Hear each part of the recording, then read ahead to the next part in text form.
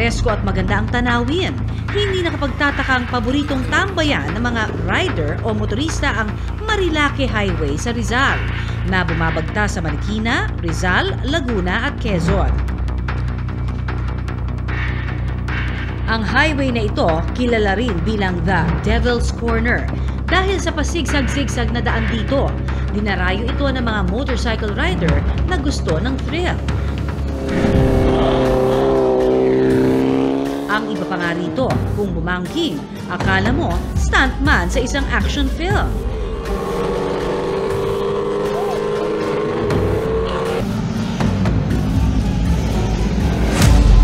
Gaya na lamang sa video na kuha ng isang vlogger. Makikitang humaharurot ang mga rider at nagpapagalingan sa stunt. Oy! Oy! Oy! Oy!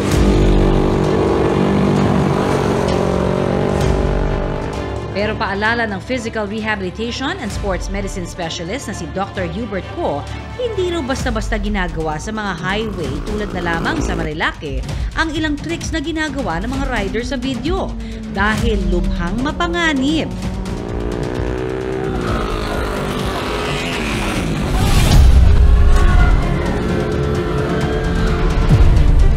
With regards to banking, kailangan mo maintindihan that magkaiba ang race bike sa road bike na ginagamit.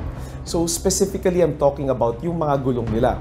Ang gulong ng race bike is actually fitted for para maiwasan ang pag-skid ng gulong, maiwasan yung mga aksidente, unlike sa ginagamit natin na normal na road bikes. Ang isang rider, makikitang ibinababa ang kamay sa kalsada habang umaarangkada, hanggang sa unti-unting dumaustos, nawala ng balanse at tuluyang sumemplang. Babala ni Doc ang mga ganitong aksidente, posibleng humantong sa malalang injury.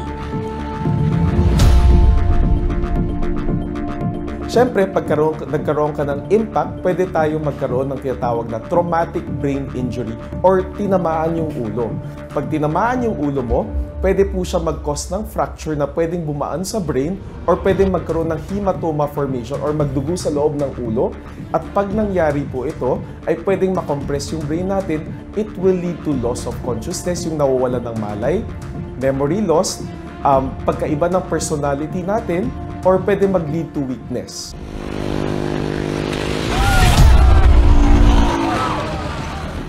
Kung matindi ang impact, pwede pa nga itong maging sanhi ng paralysis.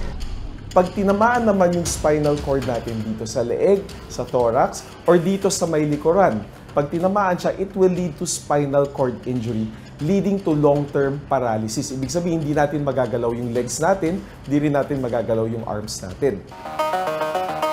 At ang laging paalala ni Doc Hubert sa ating mga rider, bago ang anumang paandar o arangkada, unahin ang pag-iingat sa kalsada. Kung gusto natin sumali sa mga motorcycle racing or kailangan natin mga mag-banking, then what you need to do is always wear protective gears. Wear a helmet, wear elbow pads, knee pads to protect yourself. Use the right kind of bike.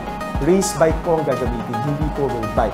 We have designated places kung saan po tayo pwede mag-race. Pwede po tayo mag-race sa mga tamang asfalto, sa mga racetracks, para hindi po tayo ma-aksidente at ma-disgrasya. Ride safe mga kapuso! Tandaan, ugaliing safety ang priority. Para iwas sa aksidente at swabe lang ang ride.